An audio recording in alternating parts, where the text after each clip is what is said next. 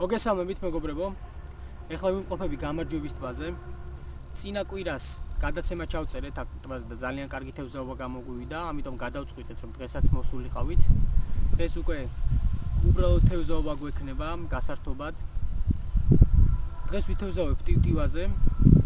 წინა გადაცემაში რაც გადავიღეთ, ვთევზაობდი ფიდერზე, ამიტომ ძალიან ისე გული დამწყდა ტივტივაზე რომ ვითევზავე, გადაცემიდან გამომდინარე ასე იყო საჭირო.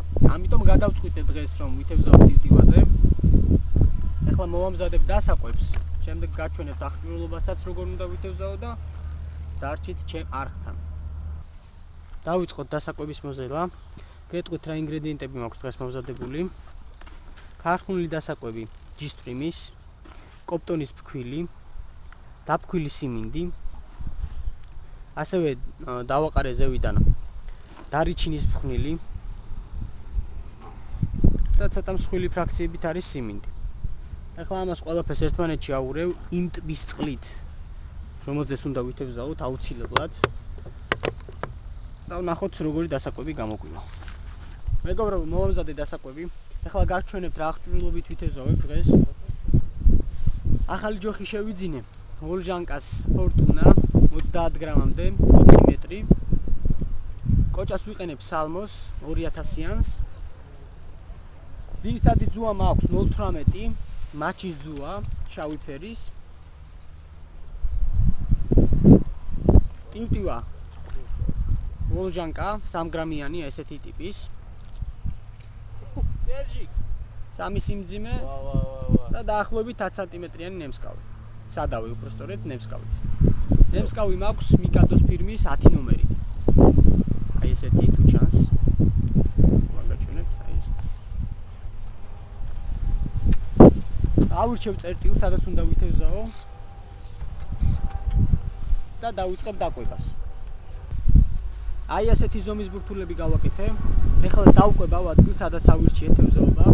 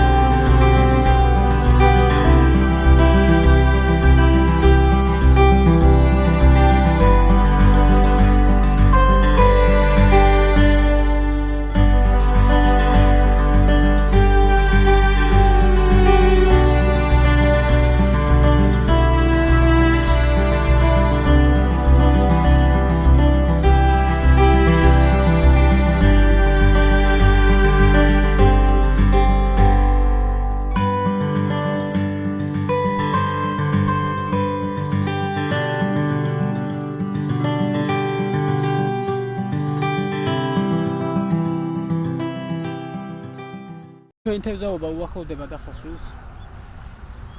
საკმაოდ კარგი ჭერა იყო.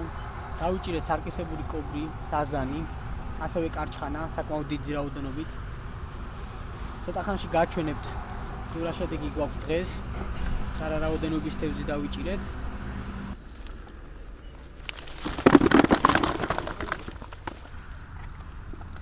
ეს არის ჩემი დღევანდელი შედეგი.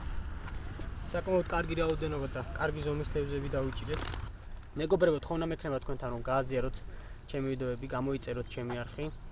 დატოვოთ თქვენი კომენტარები თუ რაიმე გაინტერესებთ, მომწერეთ კითხვები და მე მაქსიმალურად ვეცდები რომ ამ მომწურავი პასუხები გაგცეთ. მომავალ შეხვედრამდე.